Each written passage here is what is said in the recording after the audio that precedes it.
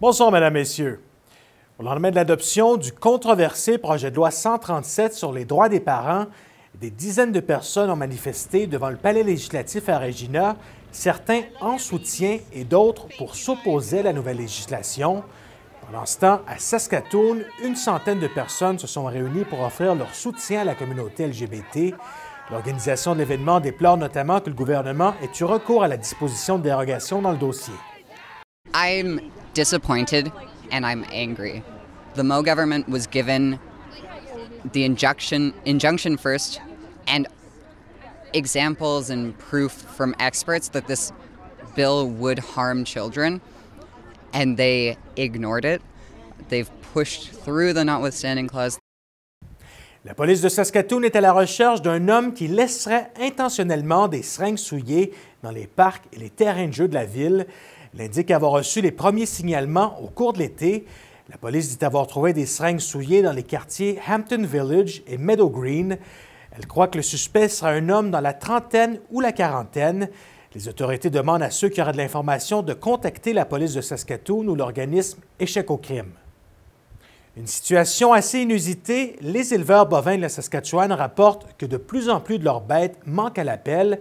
La Gendarmerie royale du Canada croit qu'il pourrait s'agir de cas de vol. Elle indique que 43 veaux et 31 vaches ont disparu cette année dans la province. La GRC recommande aux éleveurs de marquer ou d'étiqueter leurs bêtes pour faciliter l'identification.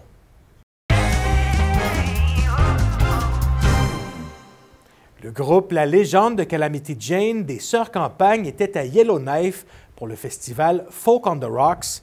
La formation en a profité pour réaliser des prestations vidéo qu'on peut voir sur les réseaux sociaux. Notre journaliste aux arts et à la culture, Raphaël Frégon, a pris des nouvelles du groupe western.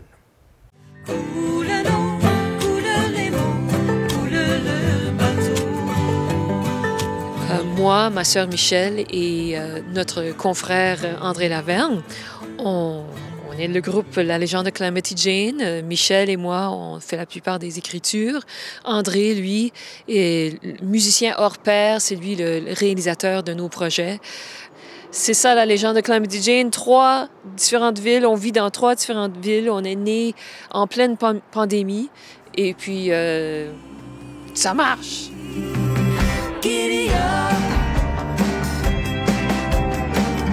Oui, bien, on a été invité à Folk on the Rocks, qui est un festival assez prestigieux à Yellowknife, au territoire du Nord-Ouest. Et puis, on en a pris avantage pour faire tourner des vidéoclips, 2 différents vidéoclips.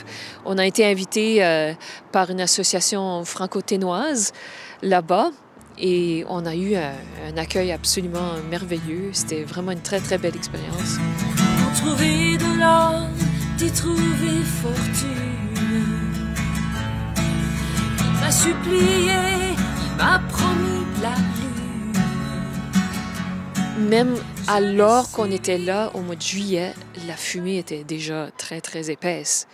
L'évacuation n'avait pas encore été appelée, mais on sentait qu'il y avait vraiment un peu de panique là, qui s'installait.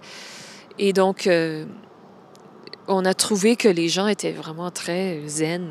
Et de voir qu'ils étaient en train de se tenir ensemble, même avec la fumée, c'était vraiment très touchant de voir. C'est une communauté assez unie. Et c'est ce qu'on a ressenti le plus là-bas. Sous mes pieds. Dans la Francescoisie, l'Eau-Vive a remporté hier 2 prix d'excellence de la presse francophone décernés par Réseau Presse. Le journal francescois, lancé en 1971, s'est mérité le prix de la Une de l'année et celui de l'article Art et culture de l'année. L'Eau-Vive était en nomination dans 5 catégories différentes pour les prix d'excellence. Réseau Presse, anciennement connu sous le nom de l'Association de la presse francophone, regroupe 21 journaux francophones hors Québec. Et voilà, Mesdames, Messieurs, c'est ce qui conclut ce bulletin d'information. Ici Karel Hébert et au nom de toute l'équipe, je vous remercie d'avoir été des nôtres. On se retrouve plus tard et d'ici là, bonne soirée.